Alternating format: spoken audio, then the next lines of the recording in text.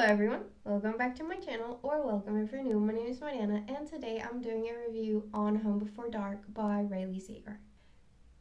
Two things before I start this video. One, I'm sorry because I didn't post on Wednesday. If you saw Monday's video, you know that I had the worst cold on earth, and by Wednesday it was even worse, so I'm sorry.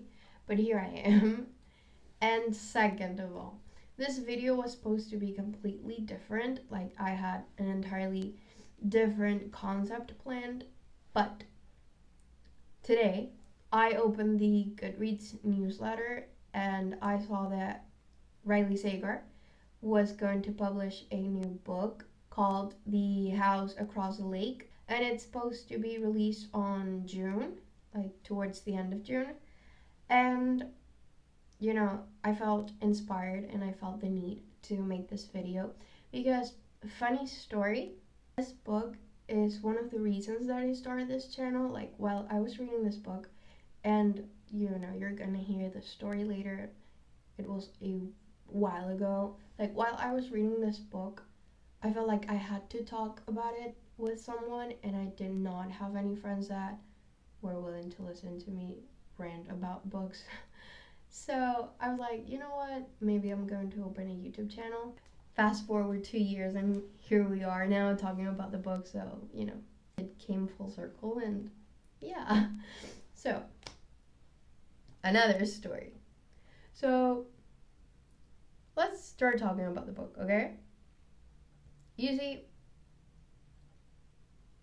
by the time this book was published in June of 2020, I was going through a really rough time. Like, I was in the middle of the nastiest breakup that I have ever had.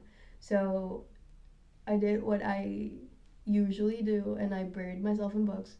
So one day I was just browsing my Goodreads recommendations, and I came across this book. And I'm going to put the cover here. Like, as you can see, it's very interesting. Like, it really called me. I don't know if it was the colors or what, but it felt very sinister, like, right away.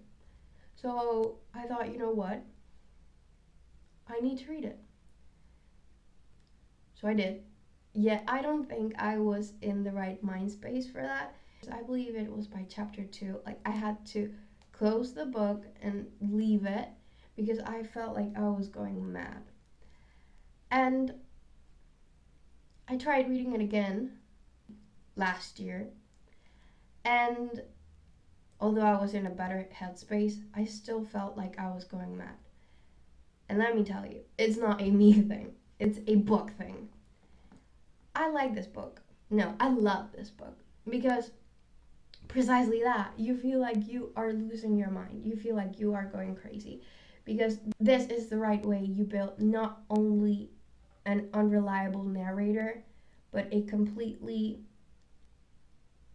unreliable storyline wise, character wise, everything wise.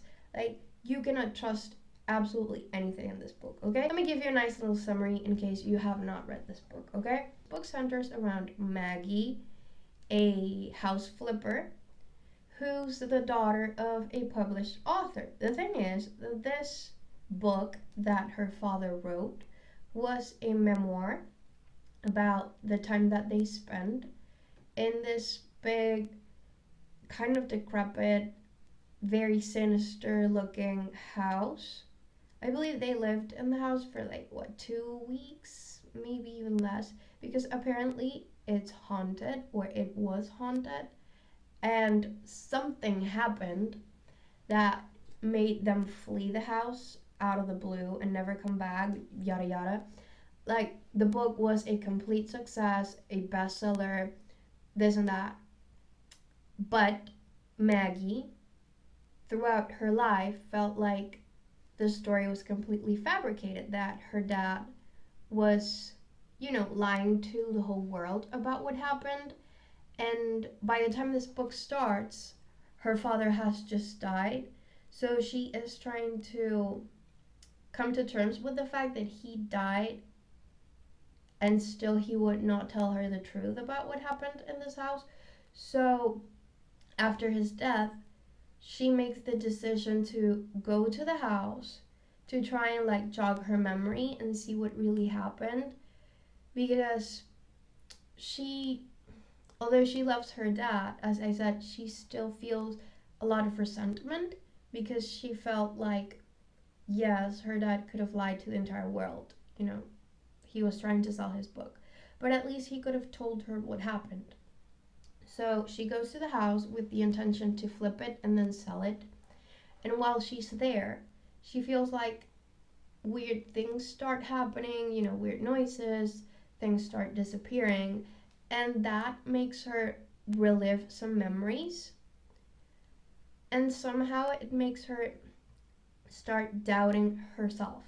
She starts feeling like, well, maybe what my father wrote on the book was actually real.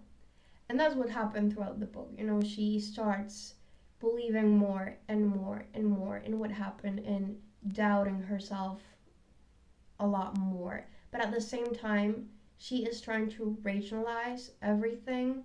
Like, yeah, maybe this thing is not where I left it. Maybe I misplaced it, or maybe somebody broke into the house and moved it or took it. You know, she's just trying to make sense out of things, while at the same time she is starting to doubt everything that she believed to be true. And although I feel for her, because as I said, I felt like I was going crazy. I know this is a fictional character, but like putting myself in her shoes as a person who lived in a haunted house, I am not afraid to say it. When I was a young, very, very young tween, I lived in a haunted house. If you want to hear that story, let me know, because it's very similar to this. But I know what it's like to feel like not knowing if what you are experiencing is the truth. So living that every single day while you are in a high stress situation, because you are trying to flip a huge, let me tell you, it's huge, a mansion almost, with like sprawling like terrain, and yeah, it's completely decrepit house. Just imagine being all by yourself, completely isolated from the world in this house that apparently was haunted. And on top of that, it has a lot of negative energy because of a tragedy that happened before the family moved in. It's just overall just bad vibes. So just like stressful. That's the best way I can describe, well, what I felt while I was reading this book. I was stressed. I was second guessing myself. I was second guessing Maggie. I was second guessing her dad. The guy that works with her, the grandson of the groundskeeper. I was second guessing everyone because I felt like every word I read was a lie. And at the end of the book, I'm not going to spoil anything just in case you want to read it. And if you have read it, you know what I'm talking about. Felt both out of the blue, because at least I was not expecting it. And on the other hand, it felt perfect.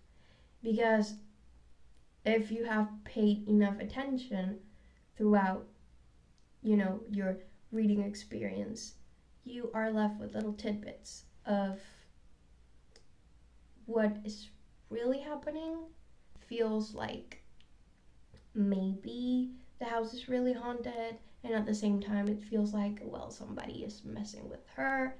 And again, I'm not going to spoil anything, but the end is so perfect to me, because I feel like it satisfied both theories that I had, like, is this real? is this fabricated? And I don't know what other people feel about that end, because again, it may feel to some people as he is trying to have his cake and eat it with this finale. But I don't know if I interpret it that way, but it felt open enough that still you could not tell if everything was this way or if everything was this way. So you're still left with that like question. And still, like, as I am saying, I read this book a year ago, maybe a year and a half, I don't even remember, and I'm still thinking about it. So that tells you that I really enjoyed it, because last year I think I read like, I don't know, 70 books or something, and there are a ton that I don't even remember reading. So that has to tell you something. And although I have read plenty of books from him, I feel like this is his strongest, maybe top two. I feel like one day I could just, rate them. In my opinion, of course. Like, you are free to feel however you want to feel about his books, but this is my favorite one. Even if it took me 2 times to read it because I was terrified. I don't know. Maybe it's because of the haunted house. I'm gonna say it was because of the haunted house and not because I was going through that breakup. So yeah, as you can tell, I really like this one. If you want to read a nice mystery thriller with horror and supernatural aspects, I really, really recommend this one. Like, I could bet anything that you are going to enjoy it. And in case you have read it, what do you think about it? Did you like the ending? How did you feel while you were reading it? Like, did you feel as crazy as I felt? Let me know in the comments below. And yeah, that's pretty much it for today. I'm gonna stop it here because I'm still not fully recovered and my throat is on fire, but it was worth it. So if you enjoyed this video, please leave it a like, consider subscribing if you haven't. I hope you're having a great day, and I'll see you in the next video. Bye.